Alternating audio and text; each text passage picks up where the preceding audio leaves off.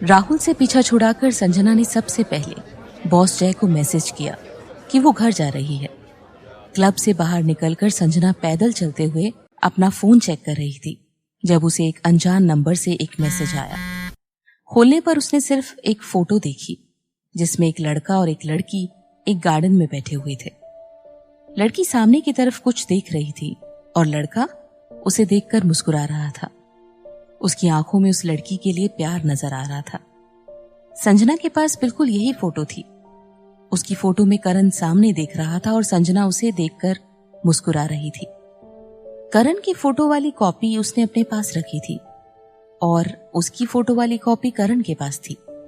दोनों अपनी कॉपी को फ्रेम करवा कर रखना चाहते थे, लेकिन इससे पहले उनका ब्रेकअप हो गया और इसीलिए दोनों अपने हिस्से की कॉपी एक दूसरे से नहीं ले पाए। आखिर ये फोटो भेजी किसने थी और किस लिए? संजना के दिमाग में बहुत सारी बातें चल रही थी। जब वो इन सब बातों के बारे में सोच रही थी तभी उसको उसी अनजान नंबर से कॉल आया। संजना मुस्कुराई। उसे अब और अनुमान लगाने की जरूरत नहीं थी। उसका जवाब सामने था। फोन उठाकर पहले उसने कुछ नहीं बोला। जाहिर था दूसरी पार्टी में इतना सब्र नहीं था। एक सेकंड में ही दूसरी तरफ से हंसी की आवाज सुनाई दी। क्या तुमने फोटो देखी? तुम रोशनी हो, है ना? वैसे तो संजना जानने के लिए उत्सुक थी, लेकिन मन ही मन वो इसका जवाब जानती थी। हाँ, मैं ही हूं।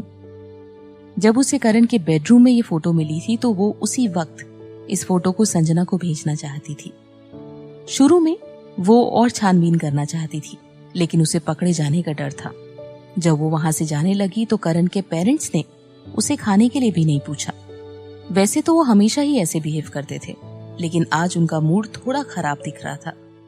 उसे लगा शायद उन्होंने उसे करण के रूम की तलाशी लेते देख लिया होगा, इसीलिए वो नाराज है। लेकिन फिर उसने इस बारे में ज्यादा नहीं सोचा।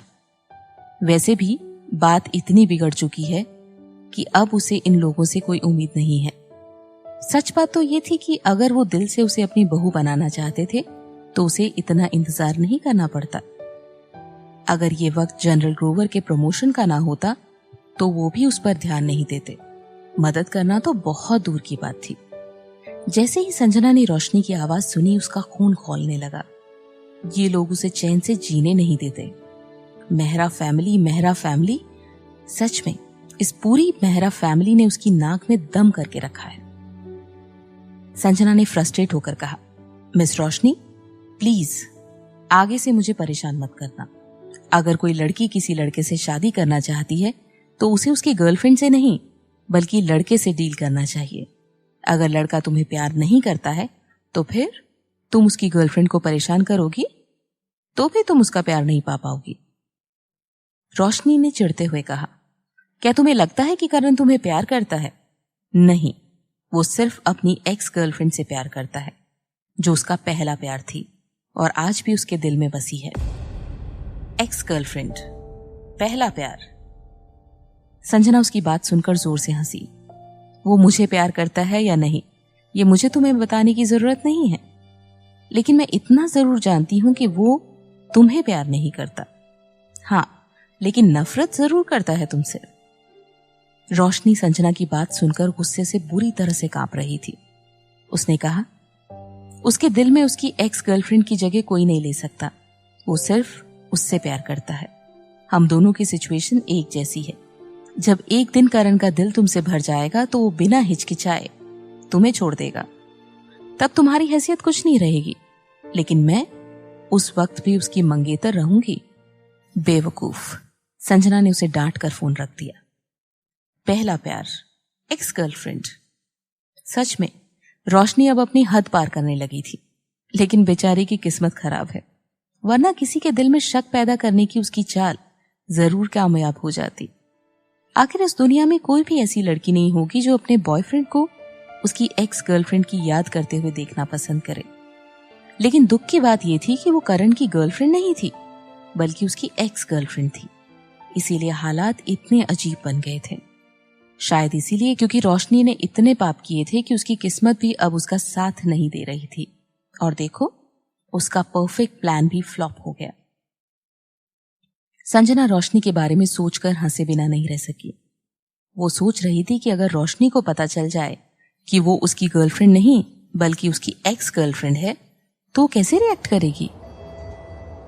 जब लिफ्ट 11वें फ्लोर पर रुकी तो संजना लिफ्ट से बाहर आ गई। उसने देखा कि उसके घर के दरवाजे पर भीड़ जमा है। वो सभी पड़ोसी थे। इसके अलावा उसके घर से एक अजीब सी बदबू भी आ रही थी। संजना ने पूछा, क्या आप लोग बता सकते हैं कि प्रॉब्लम क्या है? उसकी आवाज सुनकर सभी लोगों ने उसकी तरफ पलट कर देखा और उसके अंदर जाने के लिए रास्ते से हट गए। मिस, क्या आप 1102 में रहती हैं? जी हाँ। क्या आपके घर का सीवर फट गया है? सीवर फट गया है? संजना ने जल्दी से घर का दरवाजा खोला। घर खुलते ही अंदर से एक गंदी बदबू आई। पड़ोसियों ने भी तुरंत अपनी नाक बंद कर ली। देखा, मैंने पहले ही कहा था कि बदबू इसी घर से आ रही है। जल्दी से किसी को बुलाकर इसे ठीक करवाइए मैडम। इतनी बदबू आ रही है, मैं क्या करूं? संजना बुरी तरह से हैरान थी। What the hell? लेकिन ऐसे अचानक से उसके घर का सीवर कैसे फट गया? इस वक्त संजना बुरी तरह से टूटा हुआ महसूस कर रही थी। उसने तुरंत सोसाइटी ऑफिस फोन करके मेंटेनेंस वालों को बुलाया। सिचुएशन बहुत खराब थी। उसका सीवर तो फटा भी था, सर्किट भी खराब हो चुका था और वो अभी तक उसकी वजह ढूंढ नहीं पाए थे। सारी चीजों को ठीक होने में कुछ दिन का समय लगना था और सबसे बड़ी परेशानी वो बदबू थी, जिसे पूरी तरह से खत्म होने में काफी समय लग जाता। पड़ोसियों को भी ये बदबू झेलनी थी। संजना को बहुत बुरा लग रहा था। उसने सब लोगों से माफी मांगी। पड़ोसी चाहकर भी उसे कुछ ना कह सके। वो भी जानते थे कि कोई जानबूझकर अपने घर का सीवर खराब नहीं करेगा। घर की थोड़ी सफाई करने के बाद संजना पूरी तरह से बदबू से भर गई थी। वो नहाना चाहती थी, लेकिन उसके घर में न लाइट थी और न पानी। उसे वैसे भी करण के घर किटी को खाना खिलाने के लिए जाना था, इसीलिए उसने सोचा कि करण के घर जाकर नहा लेगी। लेकिन उसने पहले उसे एक मैसेज किया, ये पूछने के लिए कि वो कहाँ है और कब तक घर आएगा। उसे अपने मैसेज का कोई जवाब नहीं मिला। वो समझ नहीं पाई कि करण ने मैसेज नहीं देखा या उसने जानबूझकर जवाब नहीं दिया। संजना के पूरे शरीर से बहुत गंदी बदबू आ रही थी। उसे लगा कि अगर वो थोड़ी देर और ऐसे रही तो बदबू से बेहोश हो जाएगी। इसीलिए उसने बिना कोई परवाह किए अपने कपड़े लिए और करण के घर चली गई। बाथरूम में जाकर शावर ऑन करके उसने राहत की सांस ली। दरवाजा खोलकर करण ने कुछ देर इंतजार किया। वो वहीं थी। उसके जूते दरवाजे पर रखे हुए थे, लेकिन वो ना तो लिविंग रूम में थी और ना ही किचन में। लेकिन उसके कमरे के बाथरूम से पानी की आवाज आ रही थी। जैसे ही वो जूते उतारकर घर में घुसा, पानी की आवाज बंद हो गई और बाथरूम का दरवाजा खुला। सिर घुमाकर उसने देखा, सामने संजना गुलाबी नाइट गाउन में और गीले बालों में खड़ी है। उसे ऐसा देखकर उसका दिल बेकाबू होने लगा था।